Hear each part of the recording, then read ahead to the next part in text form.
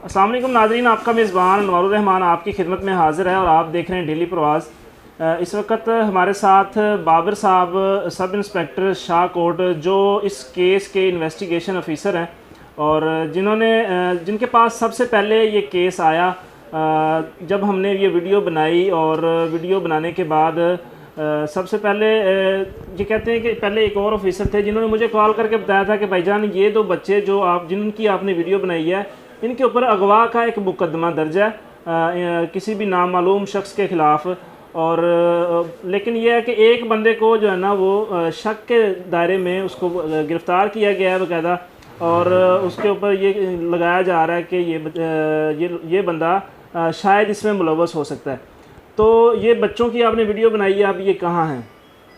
तो हमारा ये था कि पहली वीडियो बनाई हमने कहा कि ये यहीं मरूंडे शरूंडे बेचेंगे, यहीं रहेंगे। तो एक मसला बन गया कि यार ये बच्चे कहाँ गए हैं।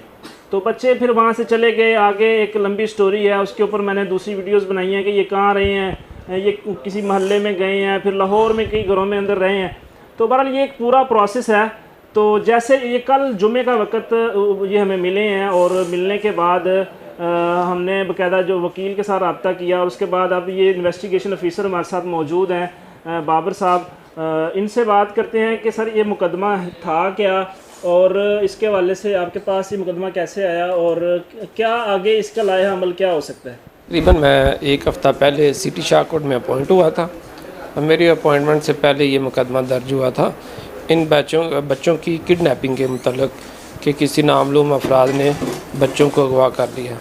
उसके मतलब ये आपकी वीडियो जो वायरल हुई थी वो देखी गई, फिर आपसे कांटेक्ट किया गया कि ये बच्चों की जो वीडियो आपने अपलोड की है इनके मतलब कोई इन्फॉर्मेशन है तो हमें ज़रूर बताइएगा।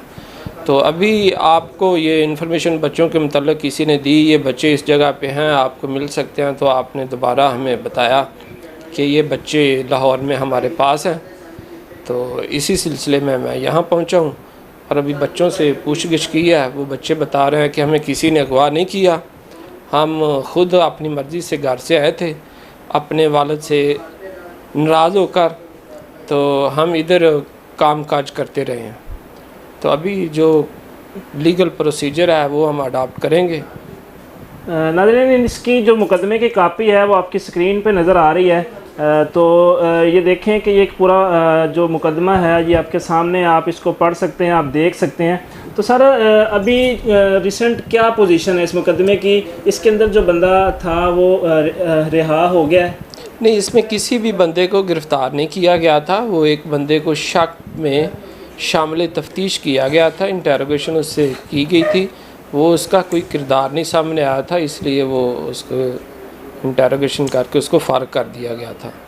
मतलब तो अभी हमें ये कोई बंदा नामजद नहीं हुआ इसके? नहीं, इसमें कोई बंदा नामजद नहीं हुआ आज तक। ये बच्चों का जो बयान होगा वो भी ये दे रहे हैं कि हमें किसी ने अगवा नहीं किया, हम अपनी मर्ज़ी से घर से आए थे अपने वालिद से तंग होकर। तो अभी आप इनके साथ कोई बात करना चाहें? फ़हद मौजूद है, आहद मौजूद है, अभी आपकी इनके साथ बातचीत हुई है तो पूछ सकते हैं आप कोई सवालात, ऑडियंस भी देख रही है। और आपको इनके वालिद ने जो मतलब जो बयान कुछ ना कुछ कहा होगा, आप वो रख सकते हैं कि वालिद ने क्या कहा है?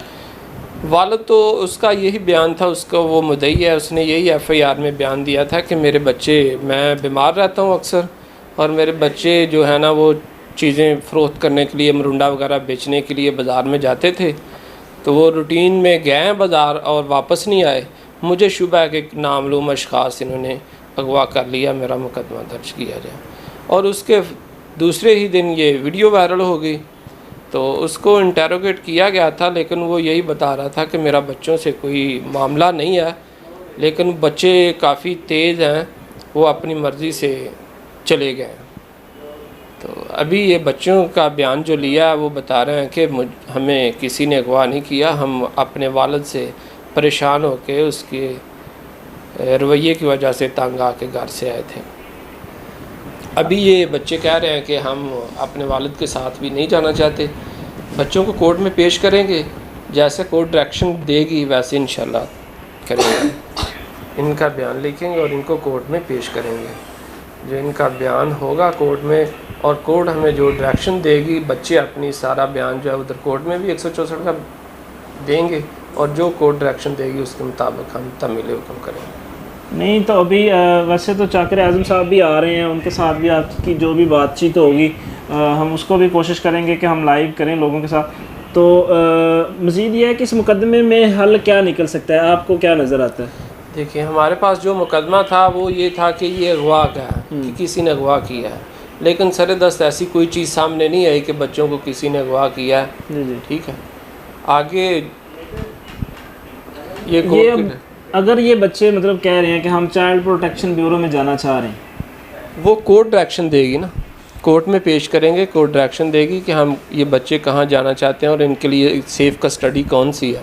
वो यहाँ होगा कि वहाँ शाहकोट में हमने यहाँ करना है। वो कह रहे हैं हम शाहकोट नहीं जाना चाहते।